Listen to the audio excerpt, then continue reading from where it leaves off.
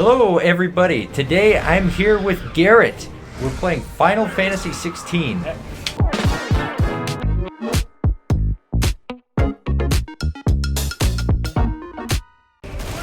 it going, Garrett? It's going well, Ty. How are you? It's been a while since I had you on the video. It's been a little the bit. Channel.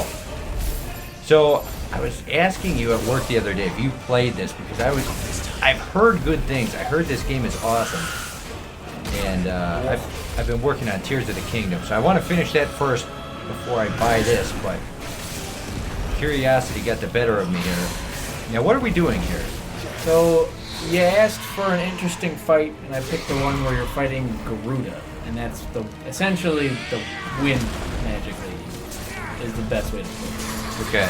So I have a little bit of other skills in this, because I've gotten a little far in. I'm like halfway. And I won't lie, I've definitely been playing typically like a baby because there's moves that make dodging significantly easier in this because you can tell you can what with stuff. Right. Now, how far into the game is this fight?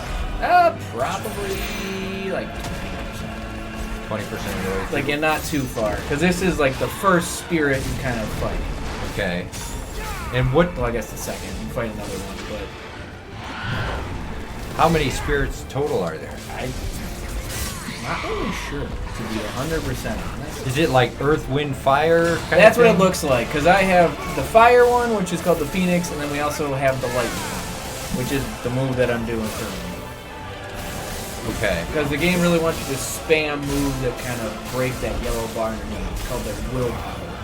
Okay. And the more you break their willpower, the faster you can stagger them, which allows you to do absurd amounts of damage. But that yellow bar, that's under your health, but that affects her? No, under hers is her willpower, and I honestly have absolutely no idea what mine does. It might very well do the same thing, where if I take enough damage, I get staggered. But you just never get hit. Well, I cheat with the other one because there's assistance items where like it allows you to dodge everything because it gives you a prompt, and I won't lie, that's the most useful thing I've ever seen in a game. Okay. And it's a lot harder to perfectly dodge things. Yeah, see there I saw you just had a precision dodge. Yeah, and that's essentially the perfect dodge. So right now I just gotta skirt around what you can do in the stuff. And you do have, if you use triangle, you can do different moves. Pop out. But then each class has their own stuff. So I think like with the wind, you can shoot with a wind blast. Honestly, the most useful one I ever had was fire. Okay. Because it allows you to do like the little lunges and get absolutely nice. Yeah. So if you see that yellow bar is almost there, if I do like my special moves, I can break it down where she gets semi-staggered. Okay. And then you can do a takedown which pulls them to the ground and kind of extend your timer a little bit. Okay. To allow you to just keep hitting and And then you can try to on them. train your moves up again, because then you can still break their stagger while they're down. Like I just did a whole bunch of damage to her. So now what happens if you get that yellow bar all the way down? Does she just die? I see the health is going down kind of in tandem the with yellow it. bar causes her to get staggered, so I'll show you in a second. See, damaged her, she didn't get staggered, so this is just Okay. but when that yellow bar underneath hers goes all the way down, it is a stagger event. And then that's when you get the pound on. And now I do know what you're talking about. The yellow bars underneath you allow you to engage your, I think, your dominant ability, which yours is your fire base. Okay. So you get to take on aspects of fire, and I can pop it in a second. And that comes from what happens. The main character is a fire aspect user? Yeah, his name's Clem. Can he change that at all or no? He has the ability to switch through all of the elements. I just haven't come across the last one. So if you see whenever I hit L2, Yeah, I see you have the red square, green, and blue. yeah, so that switches. Blue is lightning, red is fire, and the green is the wind, like her. Okay. She's got her ass kicked. Okay. So now this is a boss fight. Is most of the game boss fights? Not necessarily. There's a lot of adventure. It's a lot more linear than, I guess it's more akin to like Final Fantasy 13. There's a lot more linear corridors, and I will admit it doesn't really incentivize exploration. It's more of about like you watch the story and you kind of learn the characters. So, At least from my take of it. what game would be more similar to this? Like, I've never played any of the Final Fantasy games, so Of if all I of them, get would this, probably say it's closest to 13. I mean, it has similar combat styles. like a non-Final Fantasy game. It's kind of like a fusion of the old JRPGs, like the turn-based games mixed with the newer Final Fantasy. So it's not really. It's kind of just like a little bit more than what Final Fantasy always has been. A little bit more basic than your average. What's it called? Turn-based games.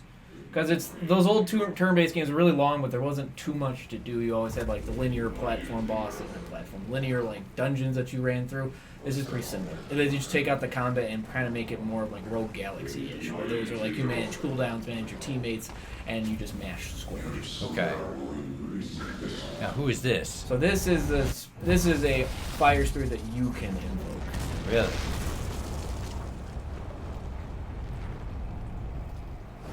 It's a bit of a spoiler now that I look at it, but I don't really know how. I mean, yeah, you probably have to demonstrate that this is a bit of a spoiler. Because I'm not putting the dialogue in, but this is a bit important, but not terribly. It just kind of goes in with an emotional revelation of the character. Okay.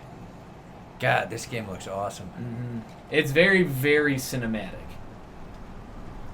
And I kind of wanted it because you get to see my favorite part, which is usually the kaiju fights, like the Godzilla type fights. Okay. There's a lot of that.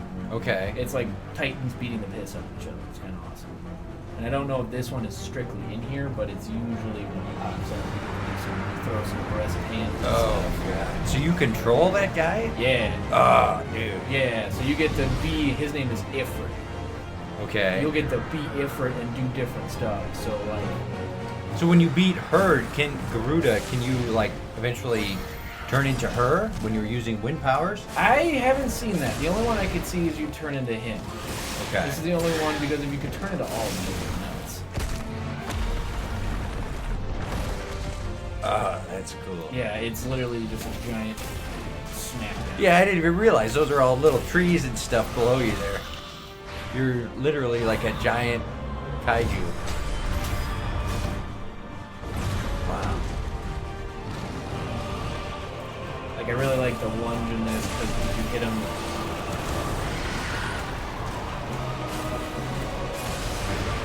So at this point, the stagger meter is gone underneath. There's no point on it because right now all they want you to do is absolutely just punish him. So there's like different combos. If you hit an enemy on the ground, it's called a punish. And I recently just found that out. Yeah, and then she gets crazy moves too. You can't tell. She just goes straight up. Oh, that's awesome.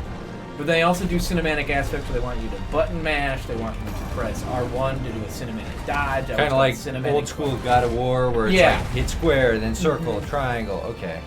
Exactly. But there's only square, R1, and then...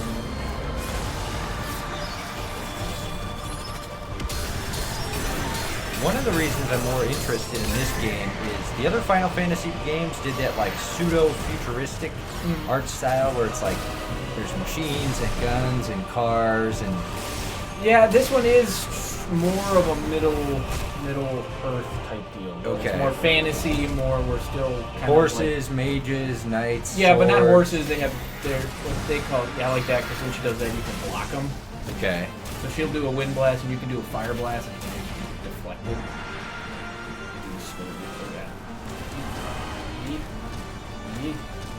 How long have they, have you seen anything about how long this game is?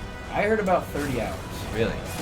That's not that bad. No, not for, like, that's kind of base for the old, like, turn-based games. Right. For some reason, I thought it was going to be like 60 hours or something. No, crazy. and I mean, I haven't found any side missions that are particularly interesting. Do you need to do the side missions, or is there more just for fun? If they're you more want for, to? like, story involvement. And, like, there's one where you can get a chocobo. So that one's okay. That's what you ride on. That's like a horse. Yeah. Like they have the chicken horses. I'm sure you heard the song where it's the but that's the song that they usually play. They don't have it in this one though. That's kind of a bummer. Yeah, this has been a good year for Final Fantasy. I was thinking about getting that collection that they did where it had all of the old school ones on one volume. So it was like 1, 2, 3, 4, 5, 6, 7, maybe 8, all on one disc. So I was gonna buy that, and then this came out, and it's like, well, really, this game looks awesome. I can just play like, this. It's like a movie, pretty much. Like, as you can see, you just literally get to live by your power who doesn't want to be a giant, like, fire goblin rock monster fighting a wind bird Garuda, actually, which is, I think it's like it is a folk musical, like the God of the Sky. Yeah, I like when games do that, when they take something from like real mythology and add it into. Yeah, their story. Garuda is like an actual thing. I think it's a folklore in India or something like that, because they're kings of the sky and they fight off the Naga. I don't really fully understand it. So you said there's like more linear dungeons. There's big boss fights like this. Everything's that are kind of kinda like spectacle, like you I just always regrew did an like arm. that. I did always. I do That's like how pretty they sweet. show like the bone and the Yeah, muscle. Oh, I that's screwed pretty that up awesome. actually. And I just got the hips blown off. I never saw that. I hit R1 instead of square. And Jesus Christ. And it's her like that. So in between the dungeons and boss fights, is it kind of an open world or? There are open world aspects of it, but as I said earlier, it's like the dungeons. It's a lot more linear than you would expect from a game that kind of gives you like Skyrim vibes. Because that's actually why Jesse says she likes it. It's because it makes her feel like it's Skyrim. And then that's what also Sabrina said when she saw it. Okay. It's like it looks like Skyrim, like it kind of. So there's like, you follow the story. There's an open world area, right? Yeah, More you or go. less. They're like, so like if you look on the map, it's like sections of open world. But Yeah. There's still kind of a linear pathway. Right, so you have to do this one area, then when you progress the story, you move to another area. Exactly. Another little open area, and then you progress it. Okay. And there's never too much you have to do with that. So. And like they don't really incentivize you from this is where I haven't found any crazy items yet, but again I'm not all the way through, so I don't know what they're doing. Roast? Yeah, we're just slow roasting here.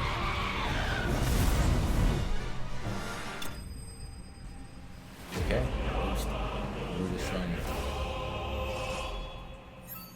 And this Now- is the arcade mode, so it allows you to go back and do other fights. Okay.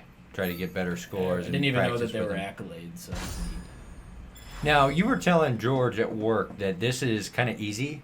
I think so, yeah. Especially because you could, I mean, I guess you could make it more difficult, but there's like items, like there's the timely assist that allows you to dodge and certain things that really help you out. But even the guy who like was in charge of, I want to say like combat or whatever, said that this is supposed to be about the story. So like it's never anything that you're going to find you're going to die over and over and over again. You might lose once, but usually it's because of aggressive user error. Like I don't ever feel like I have to go out and grind. I feel like I can just run straight to the story, which is very different from my usual Final Fantasy experience or any like RPG. Usually I have to grind forever. Gotcha. So what are we going to look at now here? Oh, I have no idea. What is... Can't see. Some of those are like really far in. Okay, all right. And I don't want to We go won't- too far. we won't I spoil mean, those. we can. Show me some of the like the main world, like kind of where you're wandering around, or are you? This isn't the hideaway, so this is actually just one of the bases. Okay. So there's a bunch of stuff. There's even like different things and vendors. When you get this blue stop, usually means that they have something new for you, and this is like how you change the music throughout the entire farm or whatever. Okay. Now, so you were saying that kind of easy. They wanted to make this a little easier, but how does it compare to like the Final Fantasy VII remake? Because I tried to play that when it was on PlayStation Plus, and I got wrecked. I had to stop. I I couldn't don't know. I progress any haven't further. played that one because those ones you really have to grind, and it's really about item management. I don't find any of that in this game. To be honest, I don't really feel like there's really any type of management you kind of need. I feel like they just want you to experience the story. You can do a lot of side stuff where you can go around and talk to individual characters, like you can talk to the guy. We got a ship to carry you there. And you just kind of learn about the story. There's even like a dude somewhere around here that you tell your adventures to, and he in turn gives like levels up and gets information. Now, do you have a party of people that follow you in this game? You do. It's your dog. Don't let me keep I don't remember his name. It's like Valcor. I don't know. You have your dog with you, and then you have the other ice dominant, so the other ice mage is the best way to put it. And she follows you around. Okay. And do you level them up or like? Nope, you're not in charge of them at all, from what I see. Okay, and they just kind of pop in and out when they They need come to, in. or? The girl is very important with the story. Like she's your childhood friend or whatever, and you've known her for most of your life, so she helps you out with anything. And then the dog is also your childhood dog. So whatever they got cooking on this planet that keeps their animals alive, it's insane. So this is like the hunt board. Talk to the the Mugo? Where those go? And then they kind of give you different missions and everything. I've been mostly taking a backseat. Jesse actually loves this game, which blew my mind. I've been mostly just kind of watching it, and that's how I know it's like good for all players. Because I put this on their hard mode technically, and she's breezing through it. Really? Yeah, no problem at all. Like she's okay. fought almost all the bosses. That's why I didn't take you to the stories, because she's doing it, and I'm afraid what she'll do to me if I play it. Okay, sure, that's fine. But she beat that. She beat Garuda. She goes through. You fight like titans and stuff. Like it's a lot of crazy stuff that she's able to pull off. So I can guarantee you everybody can play this. Now, what's going on here? Look out to. We're on a ship right now? We're on so I haven't really figured it out yet completely, or if it's been explained to me, I'll have to read through it. But they have had fallen kingdoms, so there's bits of what look like a old building or a structure that was in the sky that kind of crashed down. Okay. And we are in our second hideout after the other one was raided, and we're kind of rebuilding it and trying to stay hidden from these opposing armies, because we're a group of people called bearers. It's a lot like... It's very big like slave in this. So bearers are people who can cast magic without using the crystals, and they're enslaved essentially for their abilities. Okay.